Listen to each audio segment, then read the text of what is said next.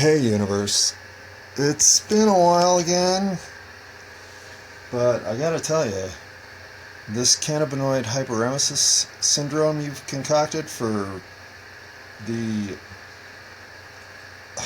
unfortunate among us to experience a gut punch reaction to THC ingestion, well, for once, universe, I can say, well, not for once, because you did invite the mosquito, but this now goes on the list with mosquitoes as the two things I think you fucked up on, universe. And I won't steal the avocado pit line from Oh God, but if we're throwing in that, yeah, the avocado pit is too big as well. But I'm not here to annoy like apparently you are, so I'm going to go pause till I can turn off Phoebe's air conditioning because I just got out of another 30-minute hot shower and now I'm freezing. But Phoebe's sitting here in a 93-degree day, I'm sure in a different level of discomfort herself. So, what do you know? Letting things down seems to be inherent in your structure, universe. Thanks. Pause. Whereas making things better... Oh, Phoebe, how's your ear? Well, that's what humans do, right? That's our thing. We're here to make things better. We're here to improve. We're here to create. We're here to design, to enact, to follow through, to stabilize, to drink out of the toilet. I mean, if that's the one water source available, obviously. But by choice, as Phoebe has found her preference, well, we're not here to judge Phoebe about her drinking habits. Thank you, Kitty Kitty, for teaching her. But letting things down, being let down. How is it that one's sense of expectation can be so crystallized as to even convey a condition in which to be let down? How can you know the future? And since you don't know the future, well then, can you be anything but surprised? Maybe the expectations of what you thought should go down didn't, but to be let down, disappointed, or in some way otherwise emotionally affected by circumstances you didn't control seems, well, at best, illogical. And at worst, full-blown insane. And yet, I am let down by the failure to properly identify what I now am convinced is a correct diagnosis as to my physical condition. Having dropped 12 to 15 pounds, not having an appetite for much. It's weird, like, I know I'm hungry because my stomach grumbles all the time, but if I eat, it either becomes insanely uncomfortable or I throw up. And I've cut way back on THC use, though I have not stopped entirely. I really didn't think I would stop entirely until a couple of weeks had gone by because so much of it do I use. So I'm fine with the level I've cut down, but I understand 0 is the goal that we have here. So having not used today at all, and having only eaten yogurt, and hang on, I had something else. What did I have? Yogurt and, yeah, some Crunch Berry cereal, because I just needed something crunchy, and those were small enough I thought I could eat them and pulverize them and do my stomach little damage. But a third of a bag through, I don't know yet, and I'm out of Jell-O. I have to make Jell-O because that's one other thing I've been able to eat pretty much without any discomfort whatsoever. Jello, yogurt, and plain rice. That's the list. That's it. So far. And I can drink water, although I have to say, I have some like sugar apple soda in the fridge that I've had in there forever. And I drank it, and there's something about the combination of bubbles. It's almost like a nitrous poured Guinness ale. There's a soothing sense to it. In fact, I am going to the store looking for a 12-pack of it because it makes you burp. And I have 2 other sodas in there that I tried that just make you feel bloated. And the apple one doesn't. So it's a magic little potion if you have this condition. And water, sips of water. I've been drinking water pretty much nonstop. And I weigh myself every day now to see how much weight I'm losing. Because it's the disappearance of my appetite. As I haven't really been able to eat much. Even when I can eat, I eat small bits. Like I eat a quarter cup of cooked rice, and then I wait 15 minutes, then I eat another quarter cup. And I woke up this morning thinking I had to have a bowel movement, but I was disappointed in only being able to to simulate that. I mean, at some point it feels like if I haven't had enough food go into my system to maintain a proper weight, then obviously I will say I can remember. It's funny how physical condition, physical presence, wherewithal, composition of your makeup in a bodily complete assessment. Like, for instance, the last 2 very vivid memories have been coming back to me as I've been experiencing what I'm going through. And I will say it's cannabinoid hyperemesis syndrome, though this is not medically diagnosed. Nothing. And I have looked for any other combination of symptoms and relief that is even close to this, other than acute vomiting persistent syndrome or persistent acute vomiting syndrome. If I were dry heaving like I was last Saturday every day, I might throw that into the mix as a potential candidate. But I can control how much nausea I experience by how much food I put in my system and by what food I put in my system. And I don't think that would be true if I were undergoing the other. And this is barely, like I am at least 5-6 days into eating the plainest diet I've eaten ever, and I can barely hold it down. And nothing is coming out. Hopefully either end, but way more is coming out my mouth than has come out the other end for a week and a half now. And yet now I'm not really uncomfortable. I'm just hungry and can't really eat. So I continue to eat more, but if I went the route of adding a can of plain pinto beans to my rice, mixed it all together, heated it up, and thought this would be, hell, rice and beans. That could be a meal for a month. I'd be okay with it, especially if I could continually add maybe some seasonings. But plain beans, plain rice, couldn't keep it down.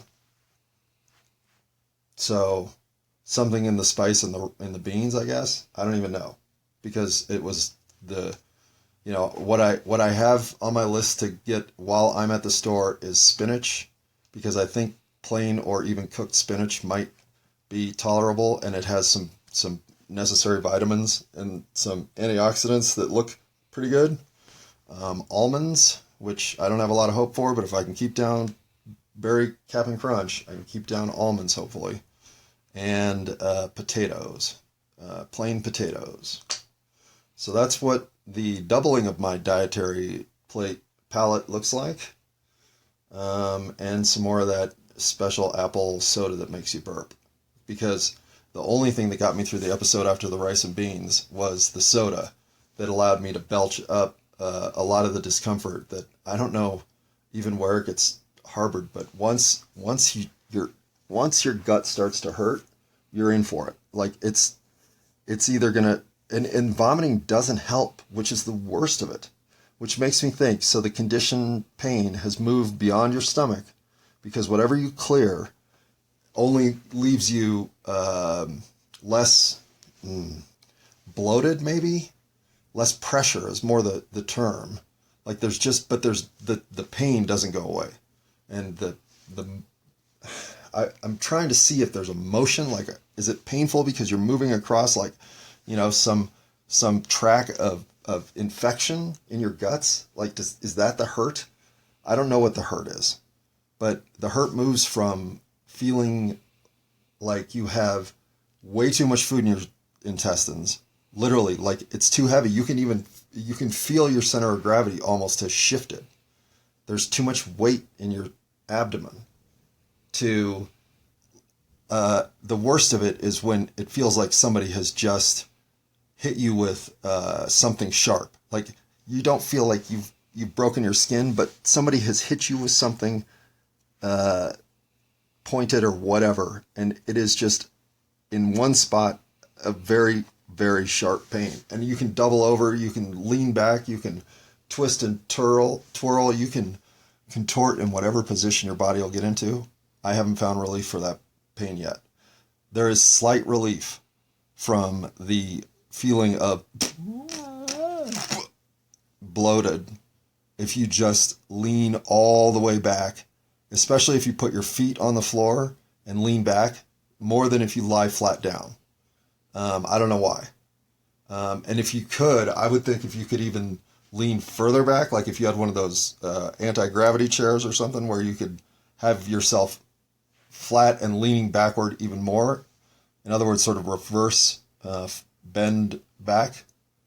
That might even feel better. But this is slight relief compared to any other position, which makes you just feel like you ate a bowling ball or just whatever. Pick your analogy. And the only true relief from any of it is a hot shower, or a hot bath works too. And it's funny because a hot bath feels almost better if you're folded over. I don't know. I cannot figure out how to relieve positionally or other than heat. The occasional and at times frequent abdominal pain, and when it's at its worst, it is it makes me a crybaby, and it's funny. I always wonder, like, what level of pain can I endure compared to you? And I don't always wonder this, but it has never ever been anything but a mystery in my life. So no progress made here. And probably only had this conversation with one or two girlfriends while truly high in my life. But the idea that we all have separate experiences of both emotional experience and physical experience has always been rather evident to me, because things that I think that can't hurt, other people are debilitated by, and things that I would think I should be able to tough through, sometimes I find myself whimpering like anything but a warrior. And I'll tell you, this abdominal pain,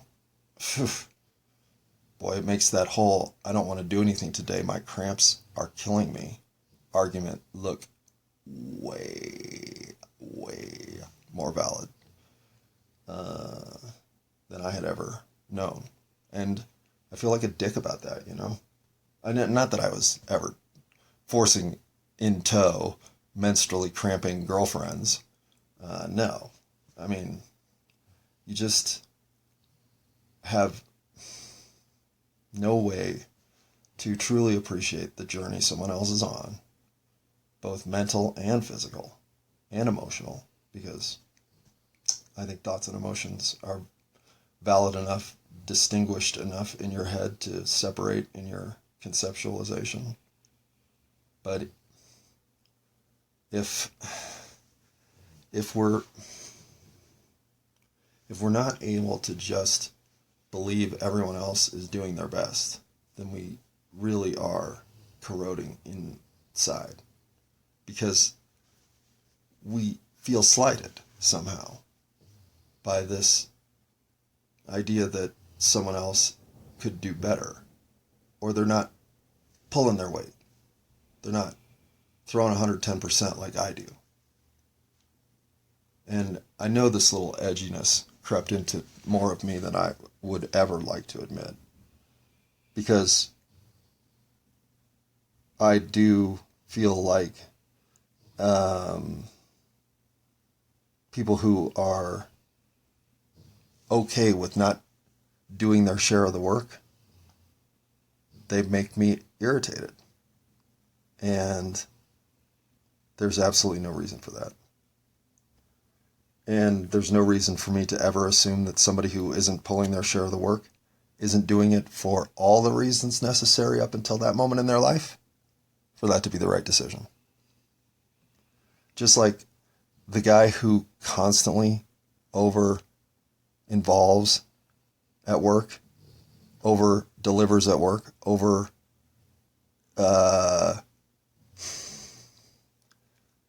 improves, whatever. The guy who consistently is always trying to be the best worker is fucking annoying. I mean, hands down. And I'm not saying that I am that guy, but I certainly come off that way. And until I've had the conversation with you that I don't fucking care if you are sleeping in the bathtub and getting away with it. In fact, I'm behind your back incredibly impressed. But I just can't be that dude. This is the dude I gotta be. But I only gotta be this dude so I can be myself. Nobody in the store should be me. And that especially means you. And once I've had that conversation with everybody that I give a shit about, well then nobody tries to outwork me or gives a shit that I blow off blankety blank breaks to finish doing some inventory chore that everybody else finds fucking awful. But if I'm close to finishing something and I can see it's 3 hours from getting done and I have 2.5 more hours on the clock, you know who's going to kick in the extra half hour, even unpaid? Me. And that is how annoying I am. Because nobody deserves to feel like they have to measure themselves up against that. Right? Not for fucking minimum wage at a Home Depot or a Lowe's or a Menards or even a Ace Hardware. Okay, maybe Ace Hardware. But that letting my coworkers down is one that I live with and acknowledge is a silly circumstance, because there's no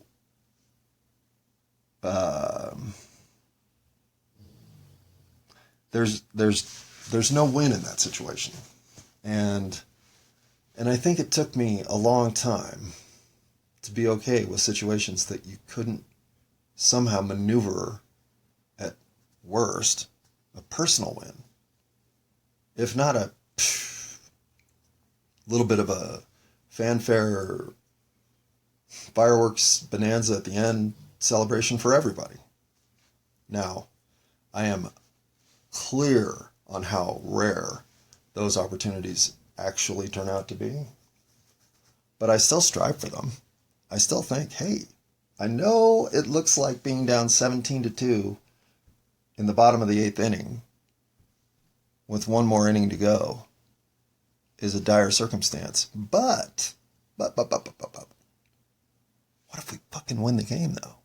We'll be legends. Right?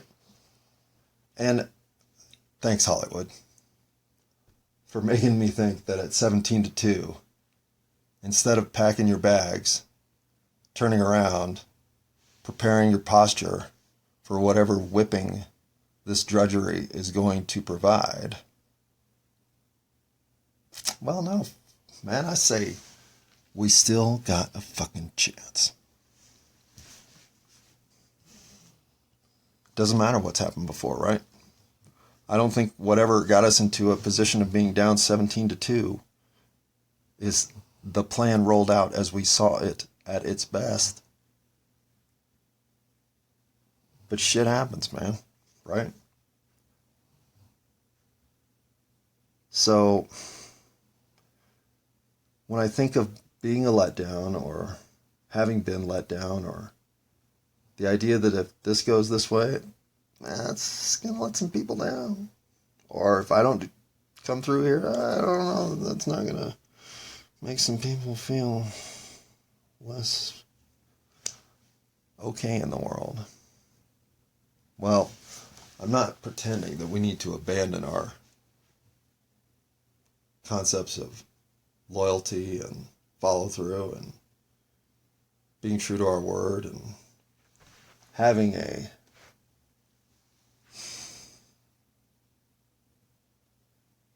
dependable sensibility of what we say we will do and carrying through. But the reaction of being disappointed, feeling less than impressed, thinking that's not all that inspiring, or whatever else you bring to the table that is you in your gaze of, you have influenced me in a way unexpectedly, disappointingly down from where I thought I would be. Well, as the observer, as the judger, as the one who must have their disappointment realized, well, did you create the whole situation in the first place? Maybe the whole goddamn production until now has been to make you realize disappointment. Yep. Bonehead. So, with all that going for you, how is everything not just a mental snapshot of time in which circumstance is what it is? The only thing I control is my reaction and actions to the stimuli and exchange of physical experience this universe offers me. But I have that option every second of every minute of every day that I'm alive, doing this human 8675309 version consciousness experience. And as I start mastering my own expectation and outcome from within, it is the sort of emergence that has me feeling life in an extraordinarily new vein. And am I delirious from dehydration and all sorts of other weakening of spirit and soul? Well, no. Physically, yeah. In fact, the biggest downside to all of this is the physical weakness that I experience. In trying to ride my bicycle yesterday a normal distance, well, normal distance for me is a couple of miles, I found myself barely able to contain the exhaustion as I got to my destination, because that's how much it took out of me to ride halfway what I ride every day. And I could feel it in reaching up to get a bowl down off the fridge. I mean, I'm weak. I am physically weak. And that is not a good feeling. In fact, the only other time I felt this weak, and again, as physical condition brings memory back, it is fascinating, was during my episode of mono in high school, where, as I started to have some level of return of energy, I went out to the living room to do some sit-ups, and after a set of 10 that felt pretty good, found myself in exactly the same position 4.5 hours later when my family returned from wherever they had been. And I was sound asleep on the floor at that point, fully cramped up in my legs from leaving them tucked under the couch like I did. Well, that's what it felt like to get to the store yesterday, thinking I would feel refreshed and invigorated. No, I could barely move. In fact, getting home was so challenging, I almost thought I'll leave my bike and just walk and come back and get it.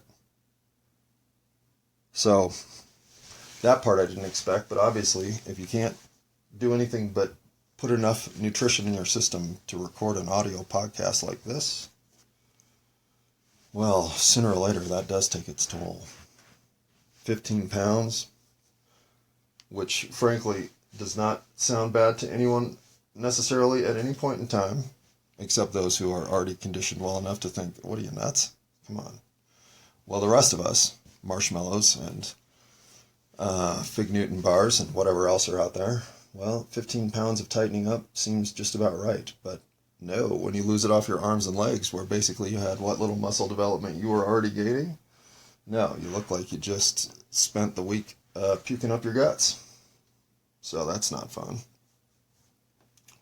But I will try to, now that I've got some balance back in my energy, and I'm not taking hot showers the entire time I'm awake, although I do feel like another hot shower right now.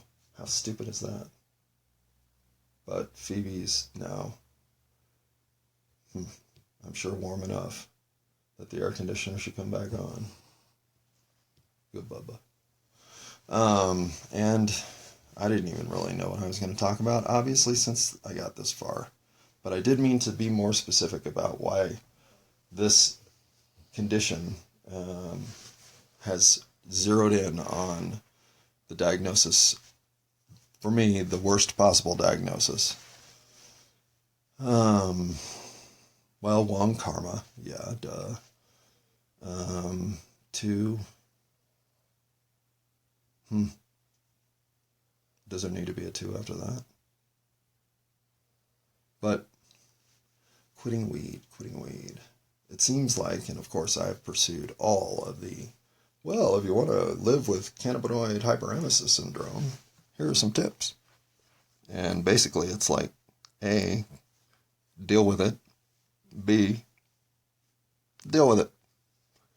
When it happens, C, really deal with it. And then D, think about quitting weed, but realize that you don't have it in you. So, can I fall into group E, all of the above? Well, let's hope not. But let's be painfully clear that since most people have not come to an agreement in their life that they will always be okay with their cannabis habit, whatever form it takes, because of the balance and stability it offers the rest of their life. Well, if you are in that group with me, the idea of giving this up entirely, well, physically you don't give a shit, but mentally, ugh. Oh boy, mentally, how do I retain sanity in this world without the window dressing that is offered through THC in my system?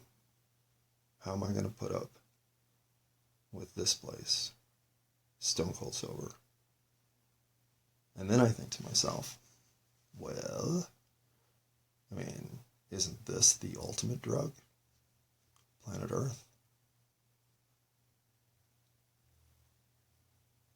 And then I think, I haven't even smoked today. That's a pretty stony thought. But beyond the sort of distraction that little journey took me on, can I possibly live a life free of marijuana and thus all other real drugs, since caffeine's no longer in my life? Well, it is a new me. All that old habit stuff doesn't even feel connected. So maybe the best version of me is weed free. The universe seems to want me to figure that out. And if the universe believes in it, well, I guess I do too.